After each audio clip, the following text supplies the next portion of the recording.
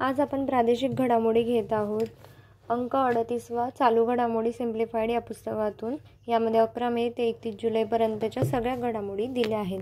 प्रादेशिक घडामोडीमध्ये पहिलंच आहे महाराष्ट्र राज्याचे गृहनिर्माण धोरण 2025. घोषवाक्य आहे या धोरणाचं. हे जाहीर कधी झालं? 23 जुलै 2025ला. मंत्रिमंडळाची मंजुरी मिळाली होती 20 मेला. 23 जुलै 2025ला जाहीर झालं. कोणतं? महाराष्ट्र राज्याचे गृहनिर्माण धोरण. घोषवाक्य आहे माझे घर माझा हक्क.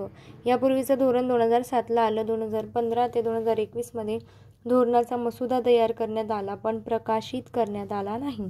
उद्देश आहे शाश्वत, परवडणारी, पर्यावरणपूरक आणि हवामान लवचिक गृहनिर्माण स्थापित करणं.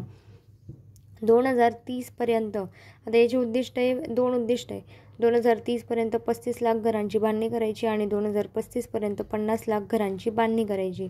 गुंतवणूक आहे 70,000 कोटी रुपये. महाआवास फंड 20,000 कोटींवर नेण्याचं लक्ष आहे. महाराष्ट्र राज्याचे गृहनिर्माण धोरण 2025चं यापूर्वी 2007ला झालं होतं.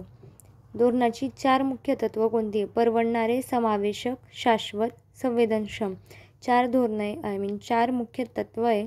Affordable, inclusive, sustainable, resilient. राज्य पुनर्विकास निधी.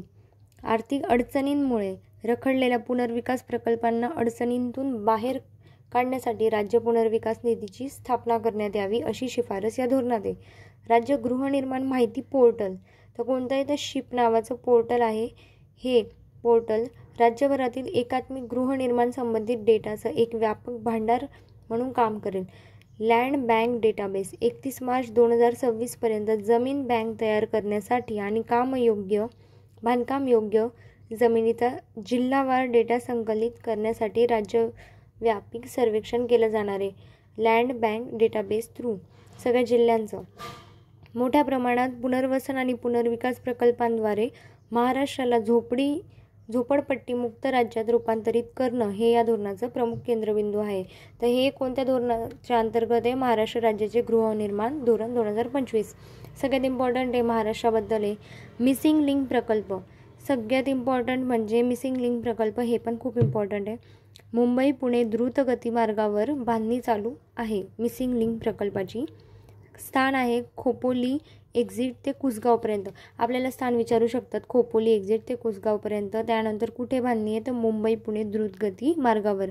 प्रकल्पाचं नाव आहे मिसिंग लिंक आणि सुरुवात झाली 2019. खर्च आहे 6,995 कोटी. एकूण बोगदे 2, त्यापैकी 8.9 किलोमीटर आणि 1.7 किलोमीटर. जो 8.9 किलोमीटरचा बोगदा आहे तो देशातला सर्वात लांब बोगदा आहे. आपल्या महाराष्ट्रामध्ये भारत देशातला सर्वात लांब बोगदा आहे. 840 मीटर लांबीचा केबल स्टँड. सर्वात उंच 650 मीटर लांबीचे 2 पूल. एक बोगदा आशियातील सर्वात रुंद 23.30 मीटरचा आहे. तर हे कशा अंतर्गत? मिसिंग लिंक प्रकल्पांतर्गत मुंबई पुणे द्रुतगती मार्गावर. त्यानंतर महाराष्ट्र रेडिओ महोत्सव 2025. 21 जून 2025ला जागतिक संगीत दिनाच्या निमित्ताने सांस्कृतिक कार्य विभागामार्फत मुंबई येथे देशातला पहिला सृजनशील आणि सांस्कृतिक महाराष्ट्र रेडिओ महोत्सव व महाराष्ट्र आशा रेडिओ गौरव पुरस्कार 2025चे आयोजन करण्यात आले आहे. तर हे सगळं कुठे झालं? मुंबईमध्ये झालं. महाराष्ट्र रेडिओ महोत्सव 2025. यामध्ये पुरस्काराचे मानकरी आशा रेडिओ जीवन गौरव पुरस्कार विश्वनाथ ओकला मिळाला. आशा सर्वोत्कृष्ट पुरुष निवेदक पुरस्कार जॉकी जितूराज आणि सर्वोत्कृष्ट महिला निवेदक पुरस्कार बोललं तर रेडिओ जॉकी मल्लिशा.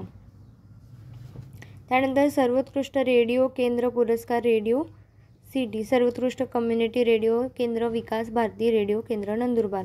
अहिल्यादेवी यांची 300वी जयंती झाली आहे. मध्य प्रदेश भोपाळ येथे झाली आहे.